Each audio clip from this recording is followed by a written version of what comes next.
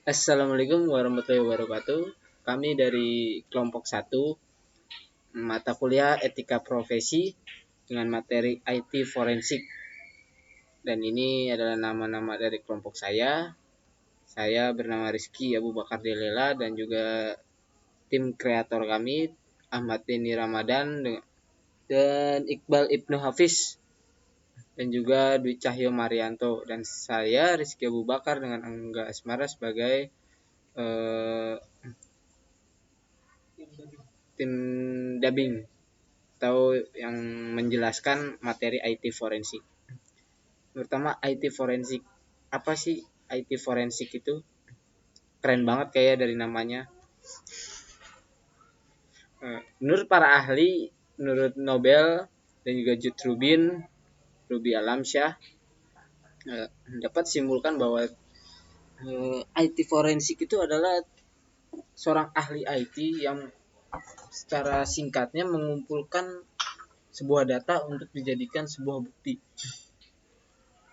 atau tim-tim kayak seperti di kepolisian yang mencari bukti-bukti bahwa dia adalah seorang pembunuh dan membuktikan bahwa dia melanggar hukum dan lain sebagainya. Dan IT forensik mirip seperti itu, hanya saja berbeda bidang. IT forensik adalah pencarian bukti atau mencari pembuktian bahwa dia melanggar hukum dalam bidang IT atau ilmu komputer.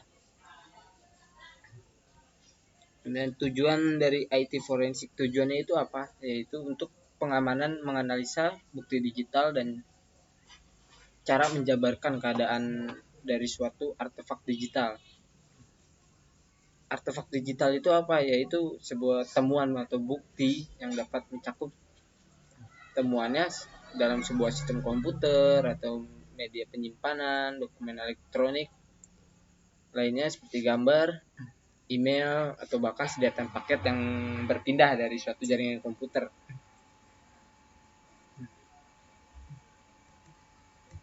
Dan kemudian IT forensik itu memiliki elemen kunci IT forensik. Elemen-elemen itu seperti apa? Yaitu yang pertama adalah identifikasi dalam bukti digital, identification atau collection digital evidence. Itu sebuah tahapan awal atau dalam sebuah teknologi informasi, tahapan ini dilakukan untuk identifikasi di mana bukti itu berada, di mana kejadiannya, atau di mana file itu, apakah di media penyimpanan ataukah di perpindahan data dari jaringan atau sebuah dokumen, untuk dapat bisa diidentifikasi untuk mempermudah penyelidikan dari sebuah kasus tertentu. Yang kedua adalah penyimpanan bukti digital. Nah, bentuk isi atau maknanya ini disimpan dalam bentuk yang tempatnya itu steril. Kita benar-benar memastikan tidak ada perubahan yang akan terjadi. Nah, hal ini perlu diperhatikan karena sedikit perubahan saja dalam bukti digital akan merubah juga hasil penyelidikan. Seperti contohnya harddisk yang rusak, karena itu akan agak sulit sekali untuk mencari bukti-bukti digital. Yang kedua adalah analisa bukti digital. Penganalisaan ini adalah yaitu barang bukti yang setelah disimpan dan kemudian diproses, dianalisa, dan diserahkan kepada pihak yang membutuhkan. Analisanya ini seperti apa? Yaitu analisa yang fleksibel sesuai dengan kasus-kasus yang dihadapi. Barang buktinya setelah perlu dieksplor atau digali, dicari, kemudian mencari beberapa poin yang berhubungan dengan tindak pengusutan, seperti misalnya siapa yang melakukan, terus apa yang dilakukan, misalnya penggunaan software itu apa, terus kemudian hasil prosesnya yang dihasilkan itu seperti apa, dan waktu lakukan setiap bukti yang ditemukan hendaknya itu di list bukti-bukti potensial apa saja yang dapat didokumentasikan.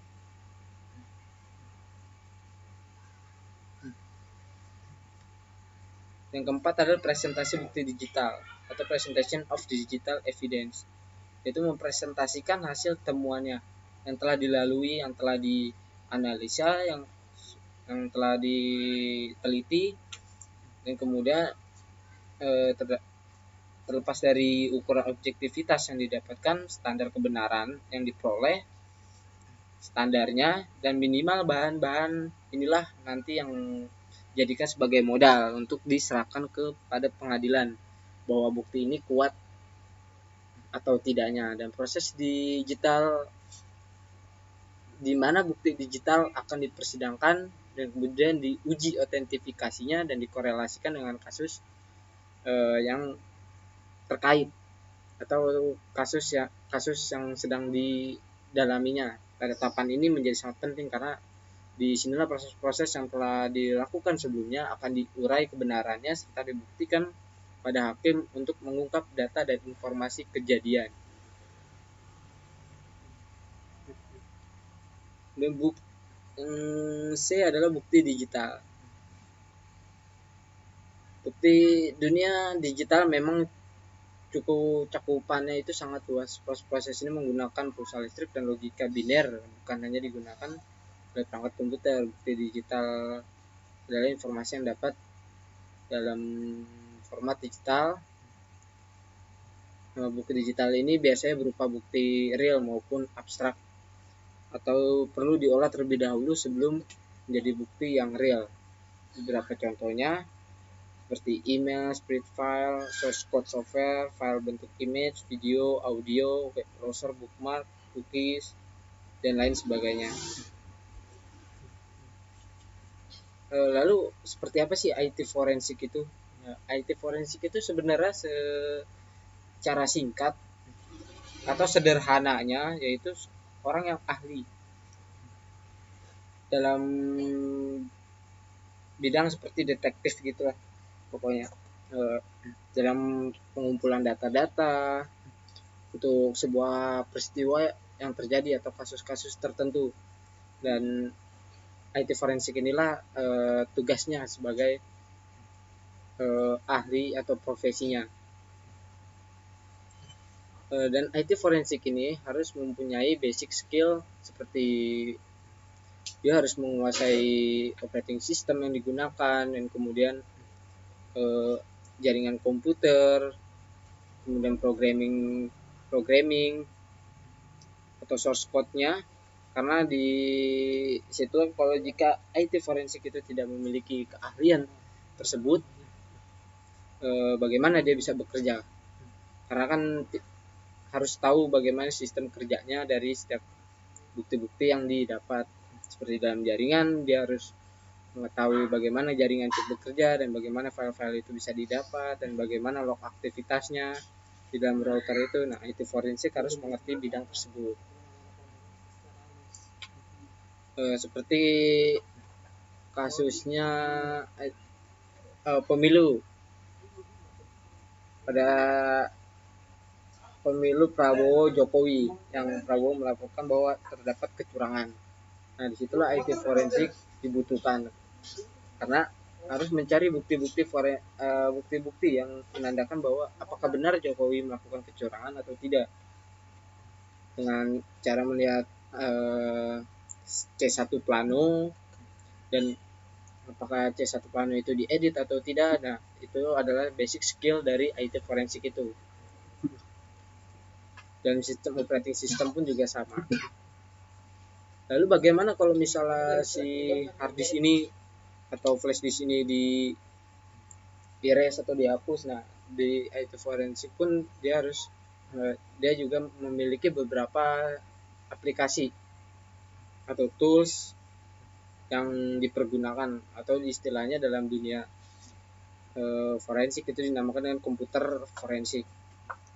Contoh sederhananya adalah seperti log aktivitas ketika pencarian sebuah aktivitas apa saja yang dilakukan dari komputer ini. Seperti contohnya kasus terorisme Nurdin M-Top. Kasus terorisme Nurdin M-Top, tim forensik melakukan analisa terhadap laptop Nurdin M Top itu, dan ternyata setelah dianalisa, di recover ulang hard disk tersebut, ternyata terdapat video sebelum terjadinya ledakan, yaitu ada sebuah video tentang pernikahan, dan kemudian dia menganalisa lokasi sebelum melakukan ledakan. Nah, disitulah tim IT forensik melakukan kegiatannya. Contoh sederhananya dari forensik itu seperti misalnya di sini dia membaca log-log aktivitas dari PC ini.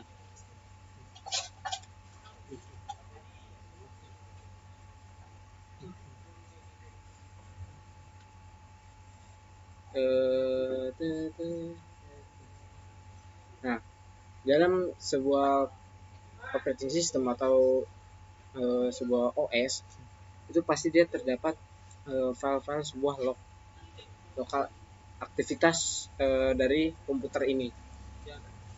Seperti dalam Windows itu seperti event viewer, atau dalam Linux itu ada di dalam file var log. Nah, ini yang saya jelaskan adalah di dalam OS Windows. Apa ini? Seperti Windows Logs, yaitu ya, tentang aktivitas aplikasi apa saja, aplikasi yang aktivitas yang dilakukan dalam sebuah komputer ini. Wah, loadingnya lama nih. Ada aplikasi, security, setup, sistem apa saja yang berjalan, yang sudah teraktivitasi. Kok nggak keluar ya?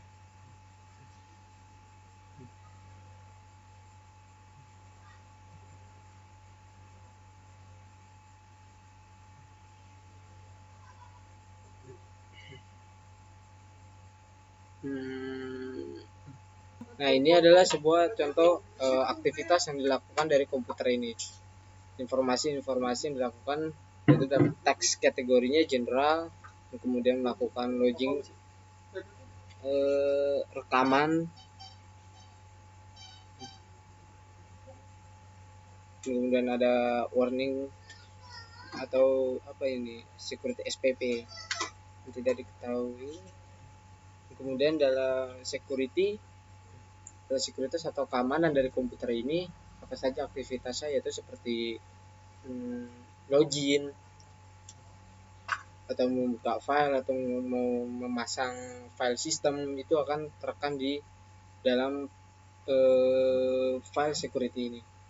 Dan kemudian setup apa saja di sini akan tertulis atau di capture oleh komputer ini. Nah, gambaran alur kerja dari si IT forensik ini akan saya gambarkan di Paint.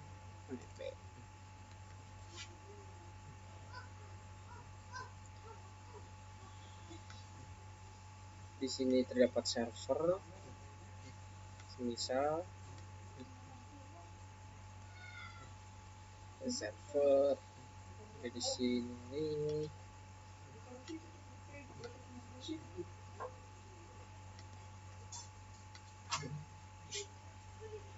Digital forensik.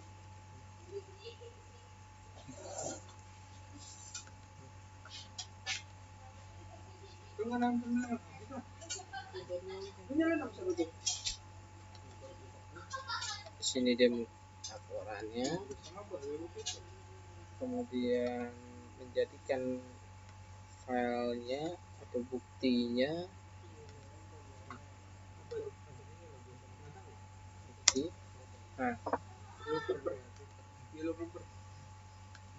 Nah, dalam digital forensik ini ada seorang ahli IT-nya yang melakukan forensik atau menganalisa pemantauan data dari server ini, apa saja yang dilakukan dalam suatu kasus tertentu. Semisal adalah kasus ransomware dalam sebuah server.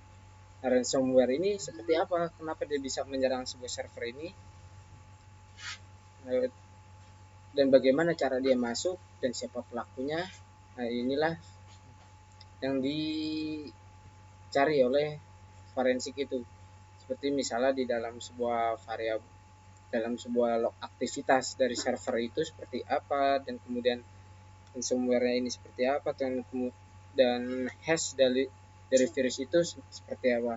Dan kemudian dari hasil temuan yang dia cari di sini, dan dia akan menganalisa data tersebut, dan kemudian membuat sebuah laporannya, dianalisa sampai menjadi temuan sebuah pelanggaran bukti, dan kemudian menjadi sebuah bukti dan disimpan dalam sebuah file dengan bentuk image dan dalam bentuk apa saja yang masih bisa di recover ulang biasanya. Kemudian dari bukti ini dia akan dibawa ke pengadilan untuk diuji otentifikasi kebenarannya, apakah benar melakukan pelanggaran hukum atau tidak. Dan kasus lain seperti penyebaran video pornografi Giselle Anastasia. Di dalam kepolisian mereka melakukan analisa dari video tersebut. Apakah video tersebut asli, rekayasa, atau real, dan kemudian siapa penyebarnya.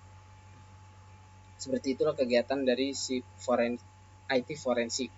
Dan gaji dari seorang IT forensik itu gajinya sekitar 200 jutaan, dan menyelesaikan proyek biasanya paling rata-rata adalah seminggu.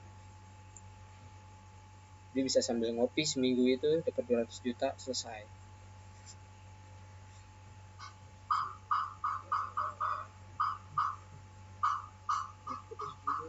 Dan IT forensik ini dia harus memiliki sebuah license atau pengakuan bahwa dia berhak dalam melakukan pekerjaannya, dia berhak atau memiliki lisensi dan keamanan dan pengakuan untuk penguatan sebuah bahwa bukti yang dia kerjakan adalah real dan benar dan tidak bisa berubah. Sekian presentasi yang bisa saya sampaikan. Selebihnya akan disampaikan oleh teman saya berikut.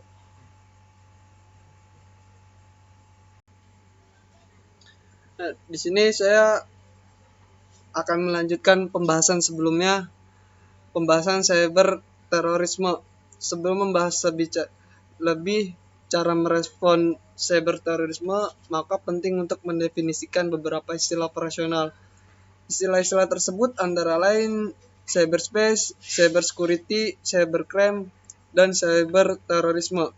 Di sini akan saya jelaskan satu persatu. Cyberspace adalah mengakses web page dan komunikasi melalui email. Yang kedua, cyber security adalah untuk keamanan gangguan dan penyalahgunaan fasilitas internet. Yang ketiga, cybercrime menurut Organisasi of Europe Community Development, cybercrime adalah semua bentuk akses ilegal terhadap suatu transmisi data. Itu artinya semua bentuk kegiatan yang tidak sah dalam suatu sistem komputer termasuk dalam suatu tindak kejahatan. Dan yang terakhir, cyber terorisme. Sebuah bentuk cybercrime yang dikategorikan sebagai tindakan terorisme. Untuk memahami cyber terorisme harus dipelajari komponen dan menganalisa pertanyaan-pertanyaan seperti siapa, apa, bagaimana, di mana, mengapa, dan kapan. Di bawah saya akan menguraikan pertanyaan-pertanyaan yang di atas. Yang pertama ada pelaku, yaitu aktor.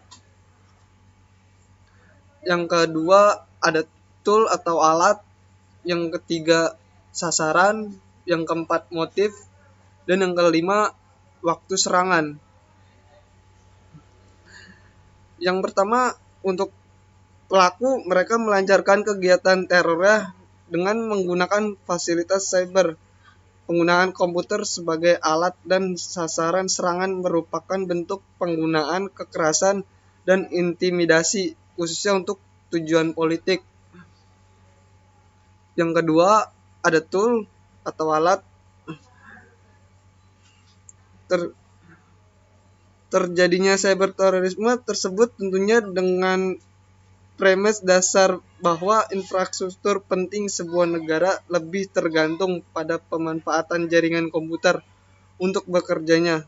Para pelaku atau kelompok pelaku melakukan serangan secara masif untuk melakukan penetrasi terhadap jaringan keamanan komputer dan menghilangkan atau mematikan fungsi-fungsi pentingnya. Yang ketiga, ada sasaran atau target.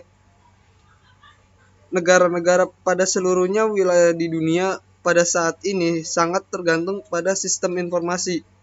Sistem informasi merupakan kebutuhan dasar bagi suatu negara untuk melayani kepentingan publik kepada rakyatnya.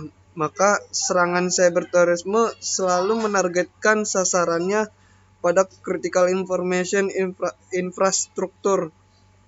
Adapun beberapa infrastruktur informasi yang cukup penting yang menjadi sasaran serangan cyberterorisme. Yang pertama, agrikultur, kedua makanan, air, public health, emergency service, government, defense industrial base. Yang kedelapan, information and telecommunication. Yang sembilan, emergency. 10, transportation. 11, banking and finance. Kedua belas, chemical industry and hazardous materials. 13, postal and shipping. 14, real estate. Yang keempat, ada motif. Secara umum ada beberapa motif kenapa internet sering menjadi alat atau sasaran tempat terjadinya kejahatan. Adapun beberapa faktor yang menjadi motivasinya yaitu location independence, yang kedua speed, yang ketiga anonymity, yang keempat internationality, dan kelima cost benefit ratio. Yang kelima ada waktu serangan atau timing. Dari motif kenapa internet menjadi pilihan sebagai alat atau sasaran serangan oleh teroris yang dijelaskan di atas, maka konsekuensinya logisnya serangan bisa dilakukan kapan saja. Selain faktor-faktor tersebut, maka waktu serangan akan sangat ditentukan oleh momentum yang tepat agar ketakutan bisa menyebar luas di kalangan masyarakat. Dengan kata lain, waktu serangan akan berkorelasi dengan tujuan, kemampuan, dan faktor rentannya sistem keamanan dari jaringan yang dijadikan alat atau sasaran serangan.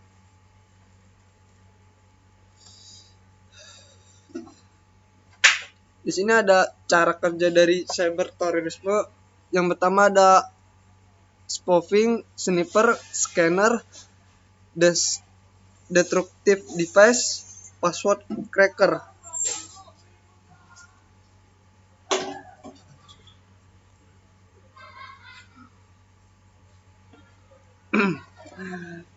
Di sini saya akan menjelaskan satu persatu dari teknik tersebut. Ada yang namanya dari spoofing, yakni sebuah bentuk kegiatan pemalsuan di mana cyberterorisme dapat memalsukan identitas user seseorang hingga berhasil secara legal untuk login dalam jaringan tersebut seperti pemilik user asli. Yang kedua, sniffer merupakan alat untuk memonitoring jaringan komputer. Alat ini dioperasikan hampir pada seluruh tipe protokol komunikasi data seperti Wireshark. Scanner adalah program yang bisa mendeteksi kelemahan secara otomatis pada sebuah jaringan komputer, sehingga dapat dengan mudah menggunakan program ini untuk menemukan security weakness pada sebuah server. Contohnya seperti aplikasi Nmap. Yang keempat, destructive device. Program dari virus yang dibuat secara khusus untuk melakukan penghancuran data atau penyanderaan informasi tersebut. Dan terakhir, password cracker, yaitu program yang bisa membuka enkripsi pada sebuah password atau sebaliknya dapat mematikan sistem pengamanan dalam password itu sendiri.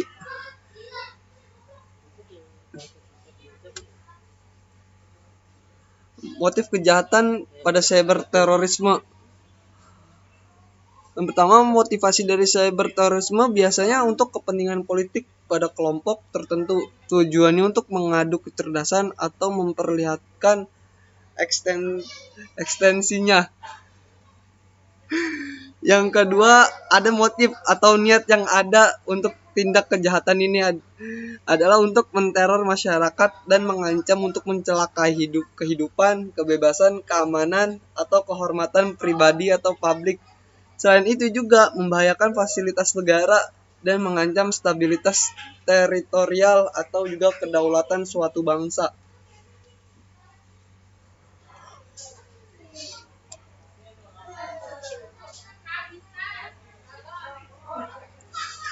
Di sini ada unsur-unsur cyber terorisme, serangan penggunaan teknologi yang memiliki tujuan mengakses atau mencuri suatu informasi yang penting yang dapat menimbulkan ancaman bahaya, rasa takut, dan mengakibatkan kerugian besar. Unsur yang terdapat dalam cyber terorisme yang A. Pertama, serangan dengan menggunakan teknologi jaringan informasi atau komputer. Teknik ini biasanya melalui media download, iklan, dan web phishing. Jadi ketika kalau misalkan kayak contoh iklan yang berada di internet, kalau misalkan kita bisa klik iklan, itu otomatis bisa mendownload aplikasi dan otomatis untuk menginstal di perangkat kita. Yang B, dilakukan oleh perorangan, sekelompok orang, atau suatu organisasi. Seperti contoh Anonymous, WannaCry. Yang C, sasaran jaringan adalah jaringan teknologi informasi atau komputer. Biasanya ini menggunakan media melalui internet. Yang keempat, tujuan dari penyerangan untuk kepentingan politik, sosial, atau ideologi yang dipahami. Untuk kepentingan politik seperti kasus yang waktu kemarin ketika server KPU itu down.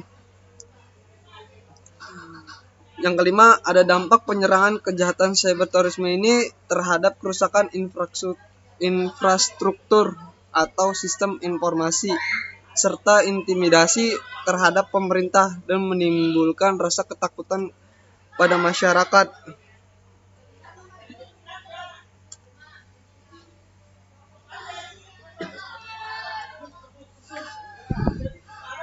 Contoh kasusnya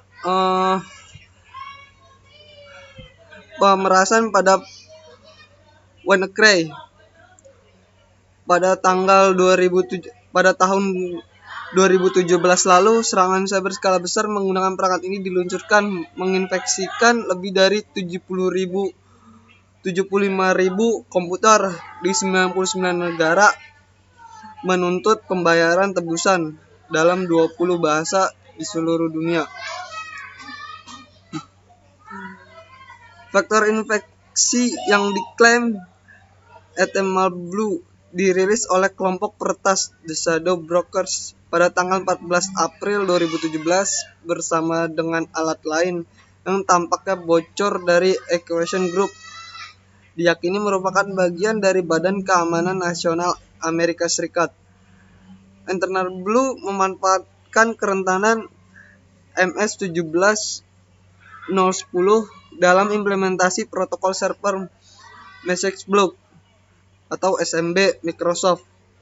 Microsoft telah merilis sebuah critical advisory bersamaan dengan pembaruan tambahan untuk mengatasi kerentanan sebulan sebelumnya. Pada tanggal 14 Maret 2017, tambahan ini memperbaiki beberapa versi workstation dari sistem operasi Microsoft Windows, termasuk Windows Vista dan Windows 8, serta versi server dan embedded seperti Windows Server 2008 dan Windows Post Ready 2009. Namun bukan Windows XP yang lebih tua menurut Microsoft. Mulai tanggal 21 April 2017, Periset keamanan mulai melaporkan bahwa komputer dengan backdoor double pulsar terpasang berada di puluhan ribu. Pada tanggal 25 April, laporan memperkirakan jumlah komputer yang terinfeksi pada mencapai beberapa ratus ribu dengan jumlah bervariasi antara 55.000 sampai hampir 200.000 tumbuh setiap harinya. Sumber dari Wikipedia. Penyerangan WannaCry termasuk ke dalam Undang-Undang ITE pada pasal 30 dan 32. Pada pasal 30 terkait masuk secara ilegal dan pasal 32 apabila melakukan pencurian data.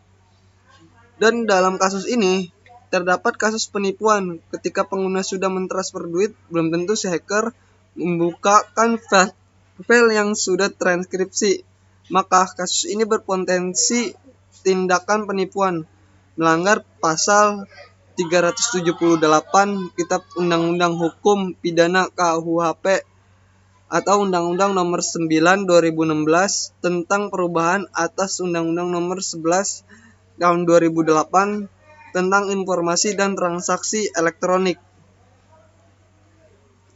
Untuk mencegah ransomware ini, Kementerian Komunikasi dan Informatika telah merumuskan dan merilis cara-cara menangkal serangan ransomware WannaCry. Pertama-tama, koneksi jaringan dan internet di tiap-tiap komputer PC dan server harus dimatikan terlebih dahulu untuk mencegah infeksi dan penyebaran ke komputer lain. Apabila komputer yang bersangkutan sudah terjangkit WannaCry, kedua, lakukan backup data penting ke media penyimpanan eksternal yang tidak tersambung ke jaringan seperti USB flash disk atau hard disk eksternal. Ketiga, segera unduh patch terbaru untuk sistem operasi Windows. Bisa dilakukan lewat komputer lain yang sudah aman, terutama patch security bulan Maret di tautan berikut. Instalasi patch bisa dilakukan secara manual dengan mengunduh file sesuai sistem operasi ke media penyimpanan USB. Keempat, segera perbarui software antivirus, anti-malware, dan anti-ransomware di komputer. Selanjutnya, blokir port 139, port 445, dan port 3389 via Windows Firewall. Jika memungkinkan, matikan juga SMP versi 1 lewat tool Regedit atau Windows PowerShell. Untuk cara ini untuk Windows 7 dan 8. Untuk mencegah virus ransomware ini bersumber dari kompas.com. Kesimpulannya, cyberterorisme ini merupakan bentuk transformasi teror yang dilakukan oleh teroris dengan menjadikan jaringan internet sebagai alat atau sasaran serangan. Jenis kejahatan ini bermetaforsis menjadi kejahatan yang bersifat lintas negara. Pelakunya bisa berasal dari wilayah negara mana saja yang berakibat hukum pada identitas yang berimplikasi pada penentuan jurisdiksi pengadilan. Dengan pola yang cukup maju ini maka dibutuhkan kerjasama yang bersifat global atau internegara. Salah satu solusinya, setiap negara harus melakukan sinkronisasi tentang peraturan perundang-undang yang khusus mengatur cyber teror. Sekian dan terima kasih dari kelompok saya. Wassalamualaikum warahmatullahi wabarakatuh.